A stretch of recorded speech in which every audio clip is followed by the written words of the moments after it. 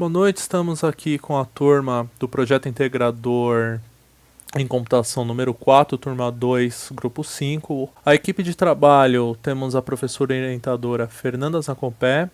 Somos dos polos Butantã, Peramarmelo, Jaçanã, Vila do Sol, Perus, Aricanduva, Água Azul e Rosa da China. E somos dos cursos de Bacharel em Tecnologia da Informação, Bacharelado em Ciência de Dados e Engenharia da Computação.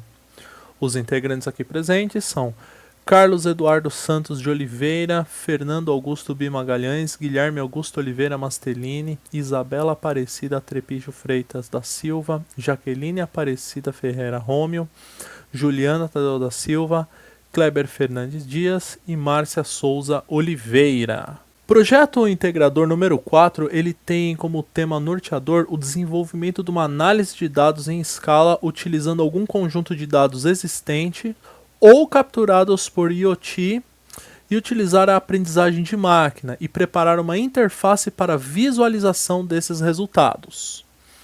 O nome do nosso projeto é Dashboard de Dados para a Inteligência de Negócios de uma Marcenaria em São Paulo com base em registro de software web. Qual é o objetivo do projeto integrador?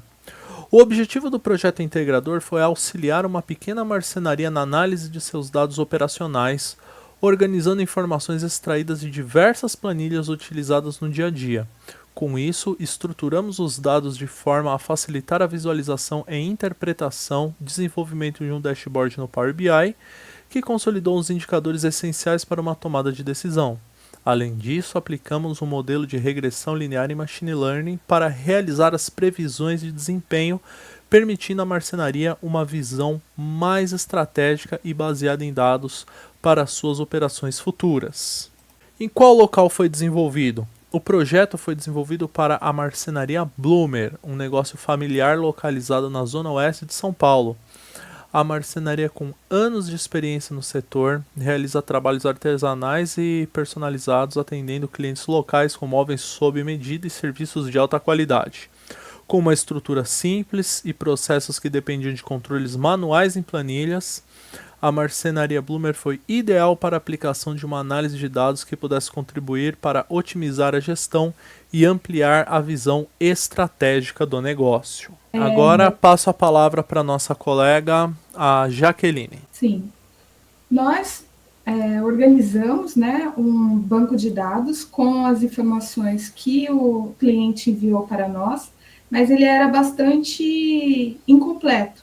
Então, essa primeira fase que nós fizemos foi em SPSS e nós buscamos entender quanto que cada variável tinha de não declarados, para selecionar quais seriam as variáveis mais importantes para a nossa análise. Então, no sexo, a gente viu que tinha um grau mais pequeno, né, de não identificado. O ano era um pouco elevado, o número de documentos sem o ano identificado. Frete, valor de frete, que era uma informação que tinha nos orçamentos passados para nós, também tinha quase nenhuma informação. O prazo de entrega também não foi uma variável que nós elegimos, né? Porque também tinha um alto nível de não declarado. O desconto também não foi uma variável escolhida por nós. O número de produtos, a priori, não poderia ter sido descartado, mas aí nós conversamos com o cliente e ele decidiu por completar algumas informações no nosso banco de dados, que gerou esse último banco de dados que realmente foi analisado. Então, dentro desse novo banco de dados, nós decidimos analisar para o modelo de Machine Learning a variável ano do orçamento, total do orçamento e número de produtos entregues, né, para cada orçamento. Agora eu vou mostrar minha tela, por favor, e vou mostrar como foi o nosso código em RStudio. Nós utilizamos para fazer essa análise os bancos de dados, as bibliotecas dplayer, ggplot e forecast. Então, esse foi o nosso modelinho. A gente iniciou limpando, né, o banco de dados com as bibliotecas de ler o Excel, a biblioteca de manipular dados, a biblioteca de fazer gráficos. Depois nós fomos analisando cada uma das variáveis, por exemplo, o nome. Aí a gente viu aqui que dentro desse banco de dados tinha o nome do cliente, o endereço, sexo, bairro, ano do documento, CEP. Depois nós estratificamos, buscamos saber se eram caracteres, se era uma variável com número. Enfim, fizemos toda essa parte, né, de análise da tabela. E aí nós decidimos ver o quanto de não identificado que tinha, e ainda estava alto. Então, nós fizemos uma proporção aqui para saber a proporção de números não identificados, né, de dados não identificados. Eu estou mostrando aqui embaixo. Então, a gente viu que era 38% depois da nossa análise ainda era não identificados. Então, nós identificamos que aqui mais ou menos quais eram as variáveis que tinham maior número de não identificados, e aí a gente somou para saber quantos eram ao total. Então, 708 dados não identificados. Então, a gente decidiu criar uma subtabela, apenas com os dados onde tinha mais variáveis respondidas, que foi sexo, ano do documento, bairro, orçamento total e número de produtos. Então, aqui a gente vai rodar para fazer o subset está aqui, New File. Então, a gente rodou o nosso histograma para ver a distribuição por ano, porque seria o nosso modelo o modelo que nós decidimos seria de temporal, porque a gente queria ver ano a ano como é que ia evoluindo, né, esses orçamentos. Então, a gente produziu primeiro um histograma. Depois a gente retirou mais uma vez os dados que estavam não identificados, aqui mais uma vez uma limpeza, e criamos esse novo banco de dados que chamava Forecast, que já era preparado mesmo para a gente fazer as nossas análises. Aí o primeiro gráfico que nós geramos foi a relação entre o orçamento e o ano do documento, e aí a gente viu que é mais ou menos estável o número a relação entre o orçamento e o ano do documento.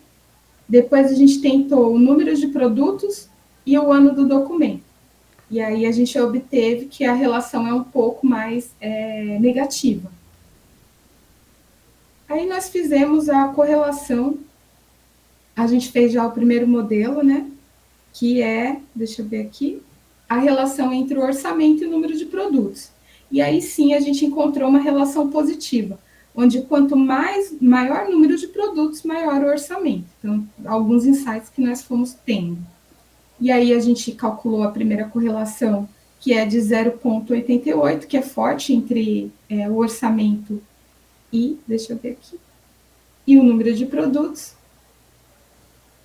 E a segunda correlação que a gente tirou foi a de orçamentos e ano do orçamento, que é negativo. Então, foi caindo, né, o rendimento desse cliente. E é o resultado, né, o resultado final do nosso forecast.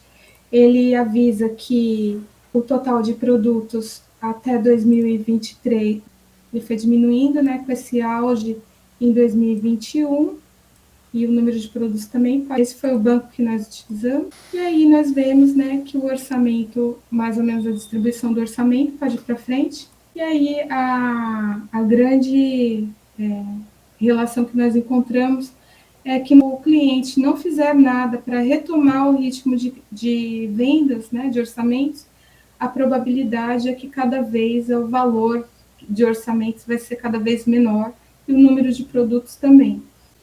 É isso aí, e para finalizar, nós temos aqui dados brutos aqui que o Edgar pode observar aqui nesse link que é compartilhado, e ele também pode ver o resumo dos dados de forma dinâmica para que ele possa explorar e tirar os próprios insights e veja com a própria mão, né, o dado dele, o que pode trazer para ele. Temos duas páginas, uma de resumo de gráficos e essa daqui que traz o CEP atrelado ao mapa, no qual você pode segmentar pelo orçamento, você limita, temos limite superior e inferior de orçamento, e ele dá o nome dos clientes e a sua região.